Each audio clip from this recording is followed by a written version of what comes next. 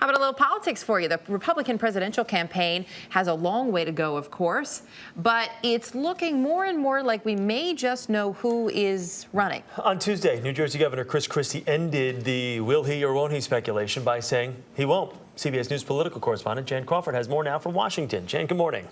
Good morning, guys. Well, yeah, I mean, for weeks, all these big-time Republican donors have just been begging Christie to get into this race, but he crushed their hopes with one final no. Now is not my time. After months of denials and then weeks of reconsidering, Christie got straight to the point. He is not running for president, but instead focusing on his work as governor. I asked for this job. I fought hard to get this job.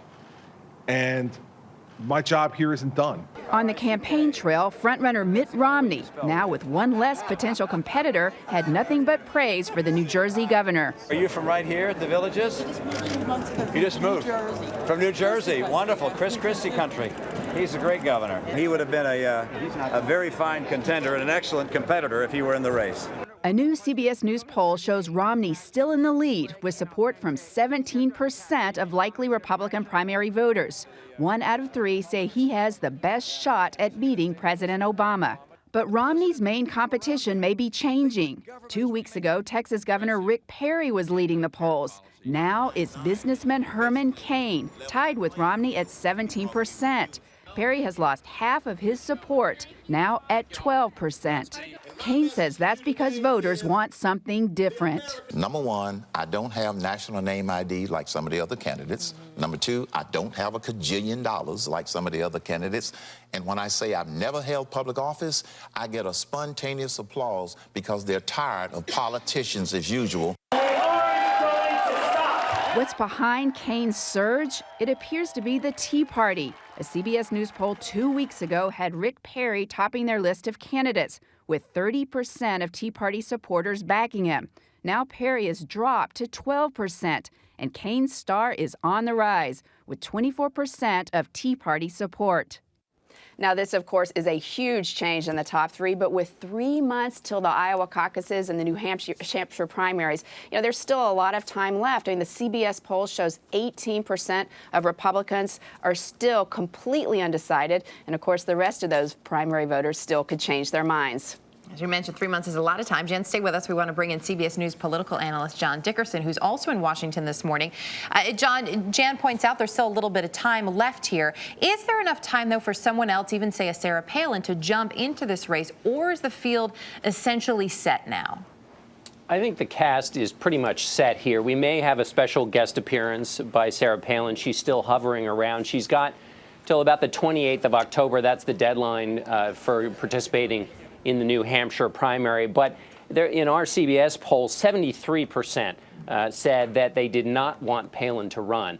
That is a very steep hill to climb, and particularly with such a short amount of time left, because in that period of time, you would have to overcome those numbers. She has very, very high negatives, and so you'd have to become appealing enough in that short period of time while doing all of the other things you would have to do.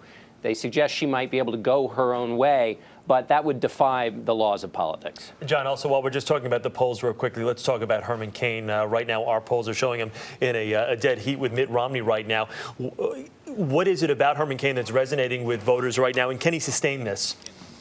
Well, as he says, what's resonating is the fact that he's not been in Washington. And also, he's a straight talker. There's a bit of him, there's a bit of the Christie element in him, that he sort of says it like he sees it. The question for Cain, though, and for all of these candidates, I mean, can he sustain these numbers? I mean, and this would be true of Sarah Palin if she got in the race. There might be a blip in the polls, but the reason you need organization, the reason you need to spend time doing this, is because that's the way you sustain support and build an organization that allows you to actually get votes, not just be momentarily popular. And Jen, in terms of sustaining support, it's been quite a ride since Governor Rick Perry jumped into this race here. What are you hearing from his camp about how they're handling this shifting tide and what their plans are?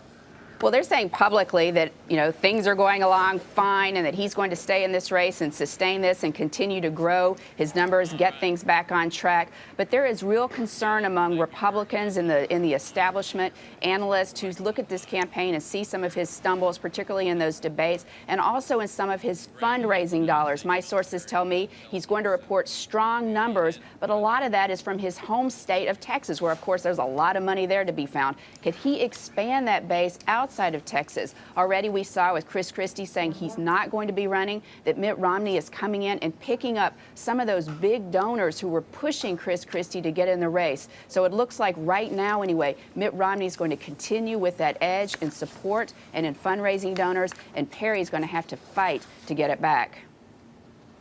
All right, CBS's Jan Crawford and John Dickerson, both in Washington for us this morning. Thank you both very much. Good talking with you.